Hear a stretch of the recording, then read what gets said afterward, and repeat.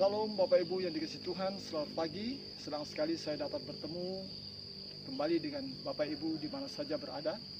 Saat ini saya sedang berada di Kompleks Gua Maria, Kaliori, Kabupaten Banyumas, Jawa Tengah. Dan pagi ini saya ingin mengajak kita merenungkan satu bagian dari firman Tuhan yang terambil dari Injil Lukas pasal yang ke-24 ayat 13 sampai ayat yang ke-32. Yang saya beri judul atau tema kita pada pagi ini adalah mengenal Yesus dengan benar. Mengenal Yesus dengan benar. Baik, sebelum kita merenungkan firman Tuhan ini, saya mengajak kita berdoa. Bapa kami di dalam surga, Bapa yang kami sembah di dalam nama Tuhan Yesus Juru Selamat kami. Kami bersyukur kepadamu Tuhan pada pagi ini atas waktu dan kesempatan hari yang begitu indah bagi kami yang telah Tuhan berikan. Oleh karena itu saat ini kami mau merenungkan firman-Mu. Bukalah hati kami, buka pikiran kami, berikan pemahaman, pengertian kepada kami untuk mengerti firman Tuhan itu. Sehingga kami hidup di dalam firman-Mu dan firman-Mu itu bertumbuh dalam kehidupan kami. Terima kasih Bapa di surga, dalam nama Tuhan Yesus kami berdoa. Amin. Bapak Ibu yang dikasihi Tuhan, teks firman Tuhan kisah di dalam Lukas pasal yang ke-24 ayat yang ke-13 sampai 32 ini adalah kisah dua murid Tuhan Yesus yang sedang melakukan perjalanan dari Yerusalem ke Emmaus.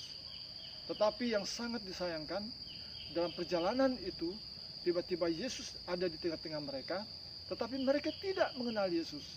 Siapa yang ada bersama-sama dengan mereka? Sampai mereka tiba di Emmaus, dan baru mereka mengerti bahwa selama ini yang berjalan bersama dengan mereka adalah Yesus. Oleh karena itu ada beberapa hal yang ingin kita pelajari dari bagian ini bagi kita pada saat ini. Berawal dari perempuan-perempuan yang menemukan kubur Yesus pada waktu Yesus telah bangkit, dan mereka sudah menyampaikan berita itu kepada murid-muridnya. Beberapa murid juga memeriksa kubur itu dan memang kubur itu telah kosong. Yesus benar-benar bangkit. Tetapi murid-murid itu tidak melihat dia. Dalam suasana murung, kedua orang ini, murid ini, berangkat dari Yerusalem, pergi menuju ke Emmaus, ayat yang ke-13. Sesudah mereka berangkat, Yesus menampakkan diri kepada Petrus dalam ayat yang ke-34. Kemudian ia menampakkan diri juga kepada kedua murid ini dalam perjalanan ke Emmaus. Yang menarik dibahas dalam bagian ini adalah sangat penting memiliki pengenalan yang benar akan Yesus. Lukas 24 ayat 13 sampai 32 menceritakan tentang dua orang murid yang melakukan perjalanan ke Emmaus, tetapi dalam perjalanan itu mereka tidak mengenal Yesus yang berjalan bersama-sama dengan mereka. Mereka sudah hidup cukup lama bersama-sama dengan Yesus. Mereka bergaul dengan Yesus sudah cukup lama. Mereka sudah hidup mendengar pengajaran-pengajaran Yesus bermacam-macam. Tetapi mereka belum mengenal siapa Yesus itu dengan benar. Bagaimana dengan kehidupan kita, Bapak Ibu yang dikasihi Tuhan? Sudah lama kita menjadi orang Kristen? Sudah lama kita beribadah, kita sudah sering membaca firman Tuhan, tapi persoalannya, apakah kita sudah sungguh-sungguh mengenal Yesus itu dengan benar? Bagaimana kita dapat mengenal Yesus dengan benar? Ada 3 hal yang ingin kita renungkan pada pagi ini.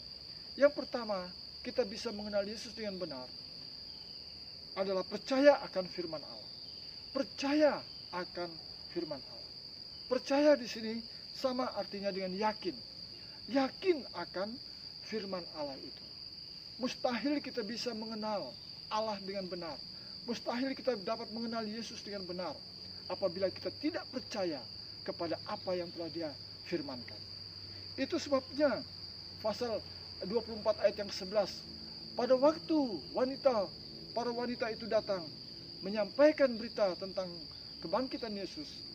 Ayat yang 11 itu, Seakan-akan berita kebangkitan Yesus itu adalah berita omong kosong, berita palsu, berita yang tidak benar. Mereka tidak percaya kepada perempuan-perempuan yang telah datang memberikan kabar itu. Dengan tidak percaya berarti itu menunjukkan kepada kita bahwa Yesus tidak benar-benar bangkit. Jikalau kita tidak percaya tentang firman Tuhan itu. Dengan kematian Yesus, harapan mereka telah sirna. Yang selama ini mereka menganggap bahwa Yesus akan datang untuk menjadi pemimpin secara politik yang akan membebaskan mereka dari penjajahan Romawi pada waktu itu. Tetapi kenyataannya, mereka melihat dia terkulai lemah di atas Golgota.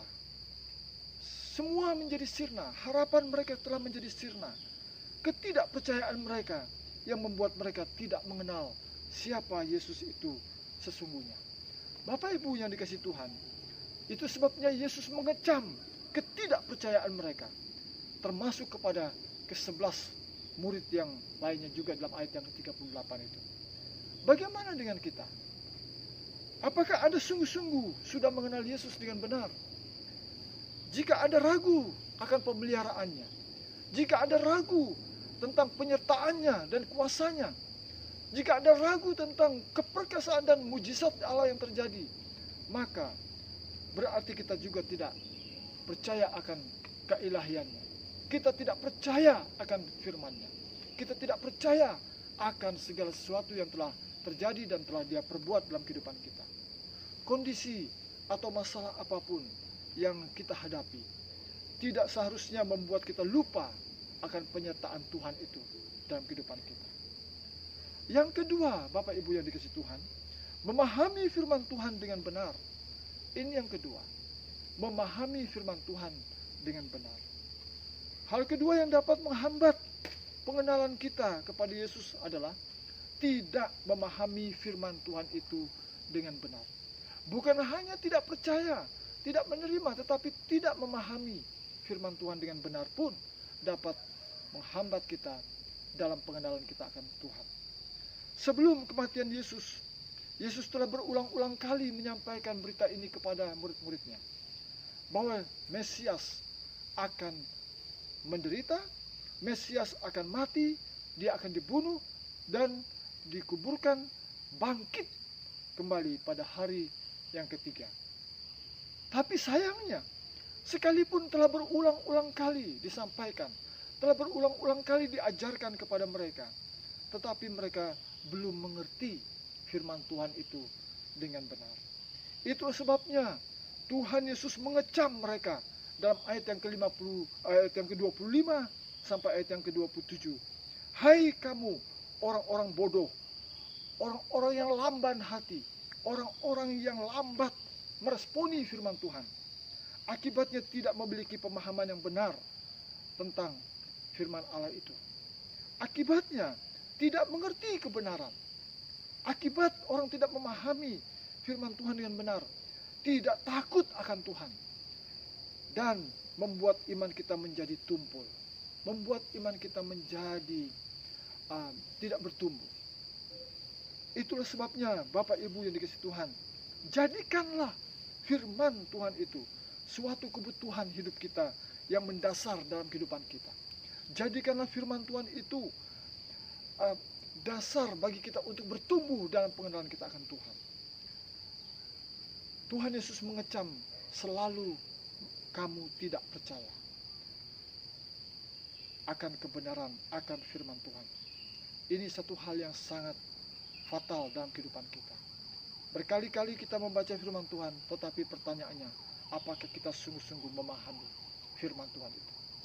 Berhari-hari kita membawa dan merenungkan firman Tuhan. Berkali-kali kita mendapatkan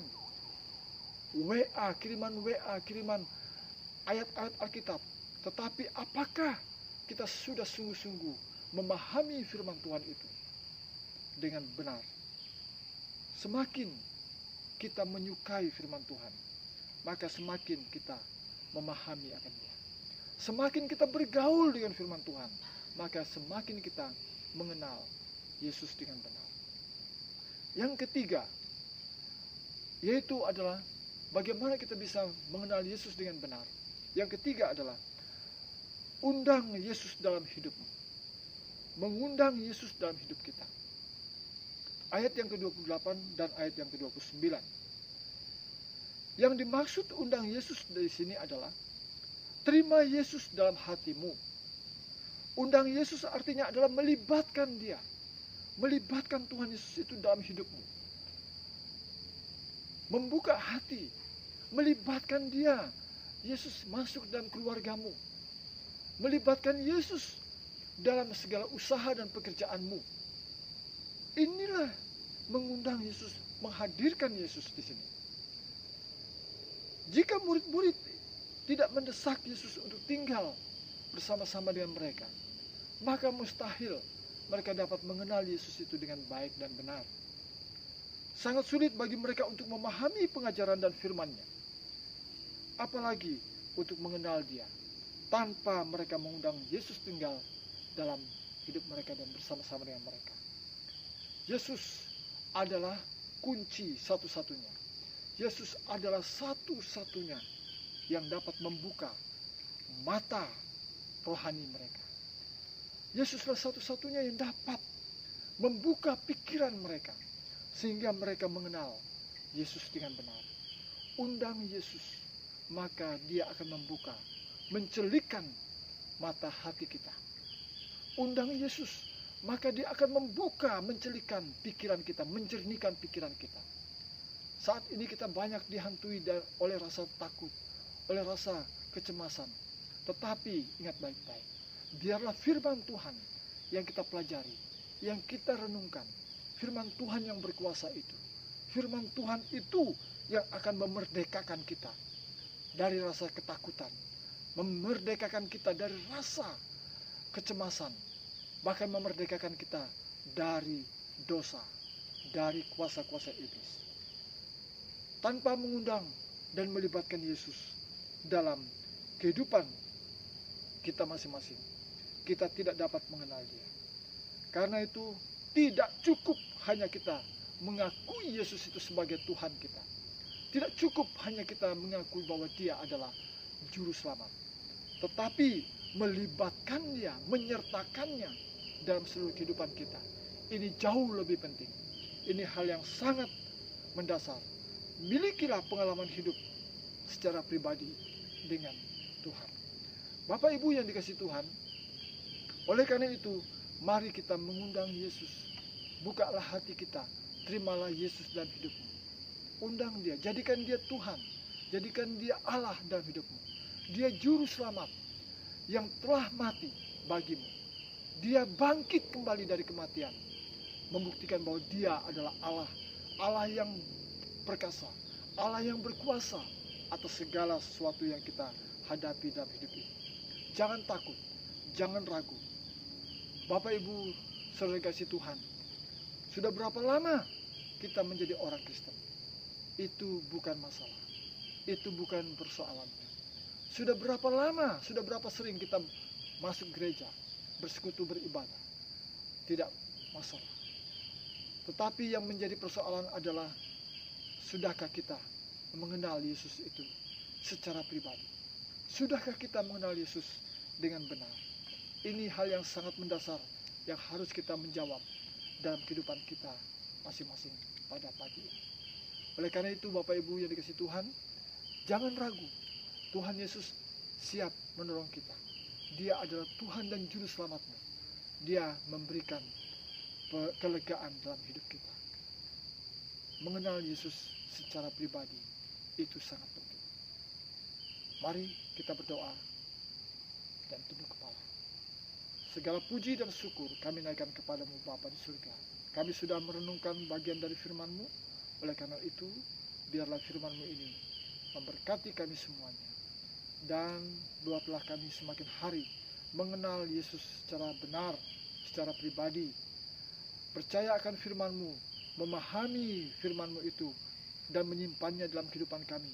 Meyakini dan hidup dalam firman-Mu, serta mengundang Yesus tinggal di hati kami. Dan Engkau adalah Tuhan dan Juru Selamat pribadi kami masing-masing. Terima kasih Bapa di surga, terpujilah nama-Mu. Dalam nama Tuhan Yesus kami berdoa dan mengucap syukur. Amin. Terima kasih Bapak Ibu yang dikasihi Tuhan. Sampai ketemu di waktu yang akan datang. Tuhan Yesus memberkati kita semuanya. Shalom.